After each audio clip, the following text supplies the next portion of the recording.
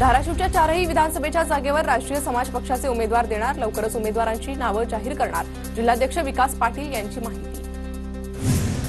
जालन्याच्या अंतरवाली सराटीमधून जरांगे पाटील यांच्या संपर्काचा पत्ता बदलणार, छत्रपती भवन नावाने धुळे सोलापूर रोडवर असलेल्या पैठण फाट्यावर जरांगेंचं कार्यालय शुक्रवारपासून सुरू राहणार। मनोज जरांगेंच्या वडिलांनी घेतली जरांगेंची भेट, तब्येतीची विचारपूस करण्यासाठी जरांगेंच्या वडिलांनी गॅलेक्सी रुग्णालयात भेट घेतली।